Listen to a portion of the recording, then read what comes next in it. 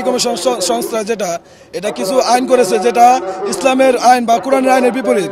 যেরকম ভাবে যে ফারায়েজ আছে যে নারী পুরুষের সমান অধিকার, যে আল্লাহ তাআলা বলছেন যে পুরুষের দুই ভাগ পাবে আর নারী পাবে এক ভাগ।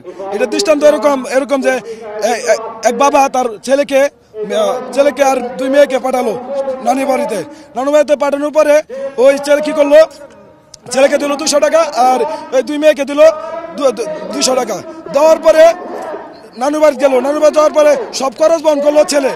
ফিরে আসার পরে ছেলের কাছে থাকলো 20 টাকা, মেয়ের কাছে কিন্তু কোনো পরিবর্তন হলো না। তাহলে এখানে যদি সমান অধিকার দেওয়া হয় তাহলে তো মেয়ের কাছ থেকে পরিবর্তন করার দরকার ছিল, কিন্তু এটা করে নাই। আর আল্লাহ তাআলা কি করে নাই, ইনসাফই করেছেন, কি করে না তাদের উপর জুলুম করেন না। ঢালাইয়ের সেরা প্রিমিয়ার সিমেন্ট। সম্পত্তি বন্টন আছে, পৈতৃক সম্পত্তি বন্টনের যে বিষয়টা আছে যে ছেলে পাবে 2 অংশ, মেয়ে পাবে 1 অংশ।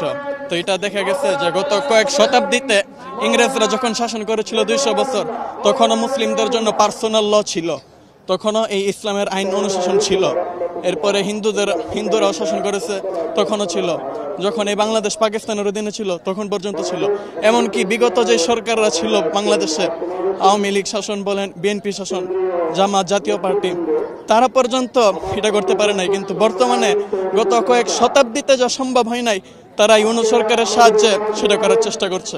তো আমরা এটাই মূলত রুখতে আসছি আর কি। তো সেই আবেদনটাই আমরা জানাতে আসছি। নারীরা এই পতিতালয়কে সরকারিভাবে বৈধ করার নিমিত্তে যে চক্রান্ত করতেছে, আমি এর কড়া বিরুদ্ধারণ করছি এবং সরকার থেকে ডক্টর ইউনূস সরকার থেকে আবেদন করি উনি যেন এই ফ্যাসিস্ট, এই কোরআন বিরোধী নাস্তিক মহিলাদের দৃষ্টান্তমূলক সাজা প্রদান করুক। আমি এই মাহফিলের মঙ্গল কামনা করছি এবং আমি গর্বিত করছি যেন এরকম নাস্তিকতা মহিলা অদূর ভবিষ্যতে যাতে এরকম সাহস না পায়, দৃষ্টান্তমূলক শাস্তি কামনা করছি এবং তাদের ফাঁসি কামনা করছি। আল্লাহ হাফেজ। মাদ্রাসার স্টুডেন্ট না, তবে তারপরও ইমানি দায়িত্ব থেকে আসছি। দেখেন, যেখানে বাংলাদেশে প্রায় 95% মুসলমান, সেখানে কিভাবে পতিতালয় বৈধ করার জন্য এরকম একটা সংস্কার ডক্টর মোহাম্মদ ইউনূসের কাছে দেওয়া হয়, এর বিরুদ্ধে আমাদের কঠিন হুঙ্কার এবং কঠিন প্রতিবাদ। আমি একজন সাধারণ জনগণ। এখানে দেখেন, নারী অধিকার সংস্কারের যে 2টা বিষয় দেওয়া হয়েছে, যে সংস্কার কমিশনটা, এখানে 2টা উদ্দেশ্য তাদের আছে। আমরা জনতা যেটা মনে করি, একটা উদ্দেশ্য থাকতে পারে, এটা হইতে পারে পশ্চিমা কোনো ষড়যন্ত্র বাংলাদেশে ঢুকাই দেওয়ার চিন্তা করতেছে, পশ্চিমা কালচার, অথবা 2 নাম্বার যে কালচারটা, এটা হচ্ছে ভারত কোনো ষড়যন্ত্র করে ডক্টর ইউনূসকে যাতে সরানো যায়, এই সংস্কারটা শাহবাগীদের দিয়ে ইউনূসের কাছে পৌঁছে দিতে চাই। কি জন্য আমরা বুঝতে পারছি, দেখেন, যেখানে ডক্টর ইউনূস মাত্র অনলি 9 মাসে যেখানে বাংলাদেশ কি পর্যায়ে নিয়ে আসছে, ভারত এটা সহ্য করতে পারতেছে না। যে কারণে নারী সংস্কার দিয়ে বাংলাদেশে একটা গন্ডগোল সৃষ্টি করতে চাই। আর ডক্টর মোহাম্মদ ইউনূসকে আমরা বলতে চাই, যদি আপনি এই সংস্কার গ্রহণ করেন, তাহলে যে জনতা আপনাকে ক্ষমতায় বসিয়েছে সেই জনতাই আপনাকে ক্ষমতাতে নামাবে। পরিষ্কার।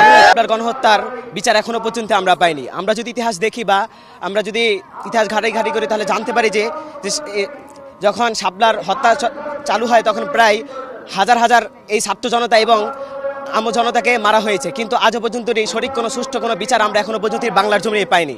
আমাদের একটাই দাবি, আমার যে শহীদ ভাইগুলাকে শহীদ করা হয়েছে তার বিচারে বাংলার জমিনই হবে। সে ফ্যাসিস্ট হাসিনা যত ষড়যন্ত্রই করুক না কেন ভারতে বসে, তার বিচার একমাত্র বাংলাদেশেই হবে। তার একমাত্র শাস্তি তার ফাঁসি চাই। আমরা এই দাবি নিয়ে আজকে এখানে এসেছি। গত 2013 সালের 5ই মে যেই আওয়ামী লীগ ফ্যাসিবাদ সরকার যে মুসলমানদের হেফাজতে ইসলামের উপরে যে অমানবিক নিঃসঙ্গ হত্যাকাণ্ড চালিয়েছে, এর সুষ্ঠু বিচার করতে হবে এবং সেটা আগামী নির্বাচনের আগে করতে হবে। কারণ নির্বাচনের পরে কি সরকার আসে না আসে ওইটার উপর আমাদের কোনো আস্থা নাই। দ্বিতীয়টা হচ্ছে, সংবিধানের মধ্যে বহুত্ববাদের কথা বলা হয়েছে। আমরা বহুত্ববাদ মানি না, আমরা একত্ববাদ আল্লাহকে মানি।